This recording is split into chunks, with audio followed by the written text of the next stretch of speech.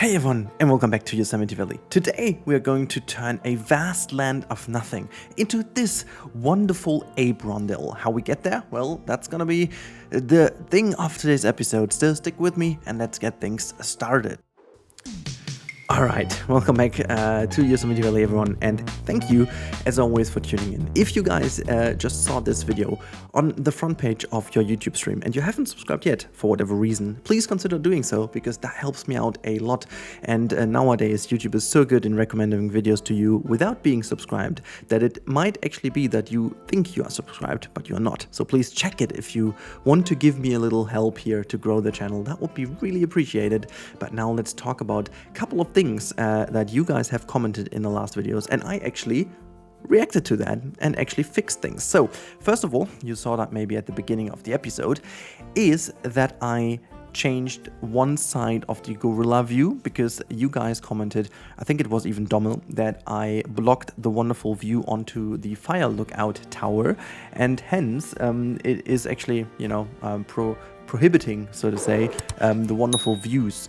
So what I did is I kind of got rid of the wall and changed it into an actual window, and this window was then secured by a little bit of fencing and stuff, so to make it a bit of realistic. And then this leads me into the second comment I wanted to quickly talk about, and this comment hinted at a new word creation, which I loved, and this is Rudylistic, which is my description of the amount of realism I put into my project here. I found this brilliant, and I want to establish that word as a well-known word for a game realism that is still fun, but still provides a general level of realism that it's kind of okay to get through, you know? Now, just totally honest, guys. I remember doing my Isla Napali series on Planet Coaster, really forcing myself to be hyper realistic, and it was a lot of fun. Not gonna lie, it was really fun. But at the end, I felt like, okay, this is it. This has been the challenge, and I kind of succeeded, even not to 100%, but I think the missing couple of percents were down to the game rather than to me, you know, kind of leaning into doing that. Now, this time around, I always said from the beginning in Yosemite Valley that I wanted to keep it somewhat realistic, so that it just like at the first glance, it feels realistic, but a couple of things we still give it to the game side of things, and you know, we don't need to build elevators or whatever everywhere. But you've seen from the overall change of this area that I am committed to making it at least a very good degree realistic. And I love the idea to call that Rudylistic, because that's exactly what it is. It is not hyper realistic, it's not super realistic, but it's also not too fictional and too crazy. So it's somewhere in between. It is just simply Rudylistic, right? So let's go with this phrasing. I love that word. Let's keep that word. But we will also have our comment of the video as always, so stick with me if you want to see if I picked your comment. And just as a reminder, that's a pattern going on for the next month until I forgot or whatever, or forget whatever, but this is the idea now. Every single video in which we have a voiceover, I will have a comment of the video, and this comment is not always related to the same project. It might be from another game, it might be from another project, it might be from another week. So if you want to see your own comment on screen, keep commenting, help me to trigger the algorithm, help me to keep the discussion going. Also, this is just like a minor thing. I noticed that a lot of people do comment, in fact, and they also do react to other comments in a way that they speak about the same thing, but you can actually comment each other and start a discussion in the comment section below if you want, because I noticed a couple of people really commented on the same topic, but they didn't comment to each other. So it doesn't matter what you do on YouTube. I think YouTube, it doesn't really matter if it's one comment or a thread, for example. So if you want to start a discussion, please feel free to do so. I really love to jump in, really love to see how you exchange your knowledge and stuff. I remember how much it was of a crazy thing for me to experience when all the coaster nerds came in and kept talking about the manufacturers and stuff. That was always an eye-opener for me. Anyways, enough trivia of the comment and of the channel and blah blah blah. This build over here is potentially the main reason why I finally decided to go for this build and to delete the big ape house. Now, I had this idea in mind from the very beginning that I wanted to have a lot more nature focused build here that ends up in this roundish kind of transition from the pathway into the African area, which then will receive its own climbing frame in the center. I felt this was the best solution to do something really beautiful with the nature available over here, to really get a bit of a story going, and yeah, just things like that. But now it's time for the comment of the episode, and that one in particular is really cool, from Dave Raymer, and he's commenting. You can read it on screen if you want, but I'm going to quickly bring this together, because he commented on the recent franchise episode I posted that he thinks there's a great chance that we will actually see full fish and aquariums and stuff in Planet Zoo, down to the money side of things, because, you know, Planet Zoo and the DLCs actually did sell pretty well. It in fact outsold Planet Coaster by far, and it also is going very strong in comparison to Jurassic World Evolution, sometimes even outselling this one if you look into the statistics. And given the fact they kind of confirmed, at least for this year, that there's going to be ongoing content coming, that this is a fair chance. And I wanted to really get this comment because I think it is a very, very good basis for what we could expect in the future. Are we going to see it in the next update? Not really sure, to be honest. Personally, I would love to see full aquatic before birds. If we could get both, I would love to see full aquatic before birds, simply to kind of finish that off. It kind of would feel odd if you would now go to birds and then, let's say, end of year, you would lean into full aquatic again. I mean, it would, technically it would work. I think it would still be easy to market and stuff. But for me, it would be really cool to just, like, you know, check mark everything aquatic and then go on to birds, because that would round off the game well. And yeah, I think those two things together, if they find their way into the game, we can all look forward to a bright future of Planet Zoo, especially with mods, because given the fact, as soon as we have every type of animation in a way, like a bird and a fully aquatic creature, and let's say maybe 2 or 3 to have different kind of variants, there's legit nothing the modders can't do, and we can exactly get every single animal we ever wanted, except maybe some very odd ones with very unique animations, but that's about it. I'm really looking forward to that. Anyways, let's quickly go back to the build here, because I wanted to speak about a couple more things that I was always lacking in this area. I just generally loved the ape house for what it was. Like, looked at it on a kind of isolated state. I loved it. But one thing that was really missing in my eyes was the nature part of Yosemite. Like, the Yosemite Valley I have in my mind is a very lush foresty area, just as you imagine from the pictures when you Google it. And I think the park was lacking that, especially in this area over here, because it was way too open, way too kind of less, like, it was actually way too much feeling like a big old field rather than a forest or whatnot.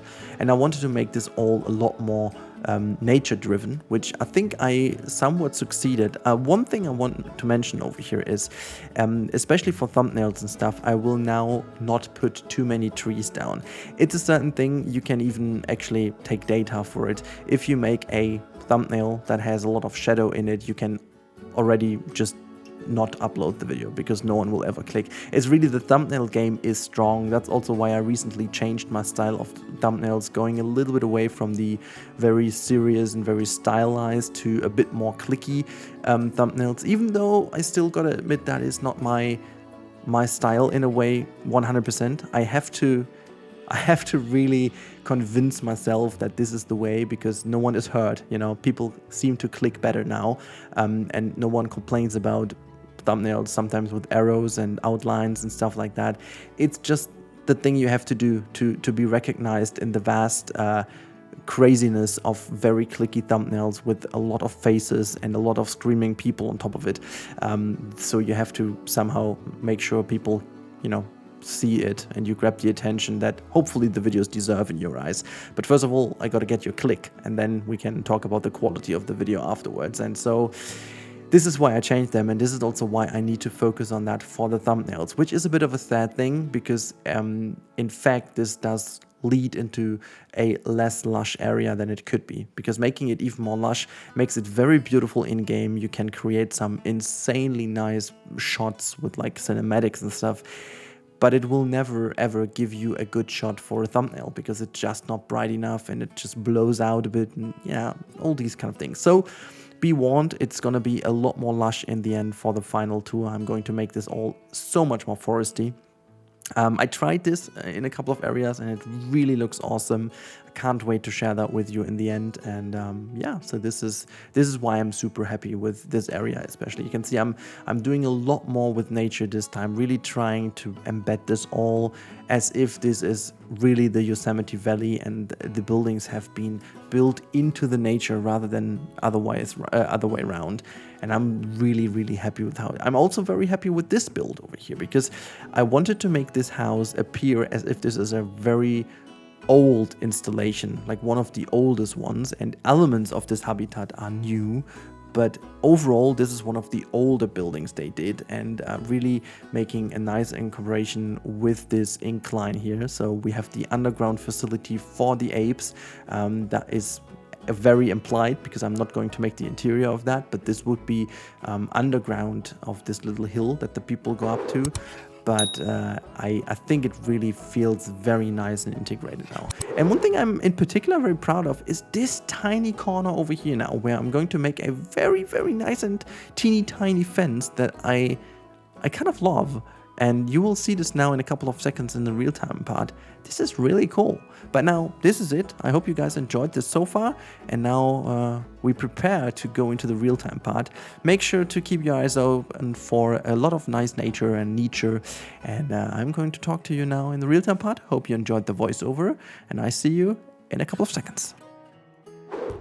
Alright, there we go everyone, in the real-time part, and oh boy, look at this build. I am absolutely happy with how this all turned out. So you can see, this is one of the viewing opportunities we have over here. It's not the finished overall area. There are a couple of little things that have to be still changed, but you can see you have a wonderful look here to the main building. You can even spot the garage door that leads into the implied backstage area for them.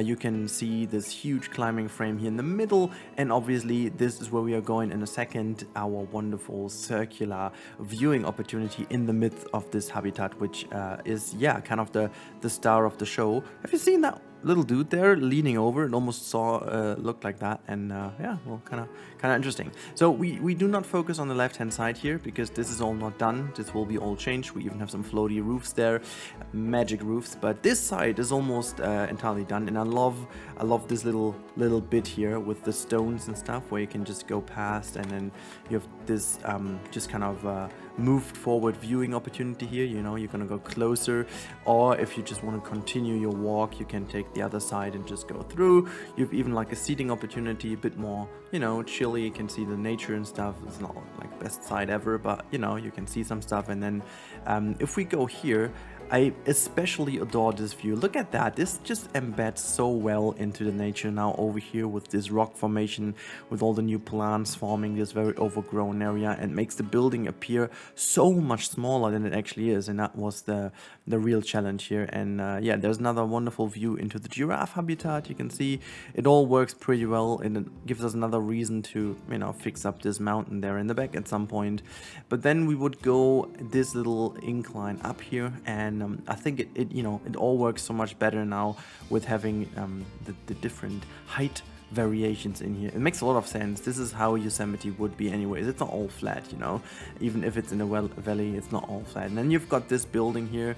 There's even this like a little backstage access covered off with like a simple wooden wall, which will receive some more planters and stuff over here, like as if the gate is open. And then you can see pretty much everything is hidden away, a bit of, you know, decals here and there, like opening up, and yeah, you can see the big old half dome in the back. But now the real thing is, by the way, right hand side, just completely ignore this, it's not done yet. But if we go down here, you can see this is where the fun begins. This is where you potentially could see the monkeys climb, or like the apes climb here in the middle in this circular thing. At this point they don't really go there because I gave them too many enrichment items all over the place, so I have to get rid of some of them in the main area, so they will eventually go over here. And then you can see you go down and everything is like embedded into the nature here. You have got a lot of opportunities to look in here. You could see them actually climb over here over your head, and then you can even have a lot of different viewing spots into the habitat of the apes. You can see one there, look at that. You can see them using all the enrichments down here. You can see how they play with the boxes there in the back. And yeah, if you go further, you've got also the chance to look to the left hand side. If they would be chilling on these things, you would even see them sitting there, and you can even look down if they would be having fun down there. I'm even thinking about putting like a tunnel below so that they could even go below and beyond, so trying to do this maybe as well. But yeah, for the moment this is it, and then you would just go down here and you would emerge into what will be a very new view at the penguins. Don't worry, I've got a very nice idea how to do this, so this is all gonna change eventually here. Well, there is a little laggy lag over here. All right, there you go, I can see the penguin, but you will have such a better view on them. And just like, look at this, look at the side here. I love how this all works together with like the trees and stuff, and then the fake background, and then having the actual map background in there. It just all works pretty well together. Now let's hit pause for a moment and also jump out of Tagit Cam so I can show you the entire area. I think the entire area turned out absolutely beautifully. I mean, just look at that. It's a massive space, but we are housing like the chimpanzees and the bonobos in one go. And the more I look at it, the more I think a tunnel would make perfect sense to go just down here, you know, go all the way through here and then just emerge somewhere down there. I don't know. You know, I could try this to make them go up and down, and also just delete some of the enrichment items so that would go there. But I'm also a big fan of my climbing frame here in the middle, to be honest. It just turned out very beautifully. I wanted to have something over here. I'm still not entirely sure if I like it because it has no roof, or if we have to put like another roof on top, but I think the roof would spoil the view so much, so I'm just more like thinking that this is like now summer, and you know, if it's too much rainy, they would actually get rid of the yeah, what is that, hay kind of stuff at the bottom, and then would just leave that open and just refurbish that in summertime. I don't know, you know, I think it's just a lot better to have it open. But yeah, other than that, this is the wonderful new chimpanzee area and bonobo area and just in general ape area. And I think especially with this roundish central piece, it really looks great.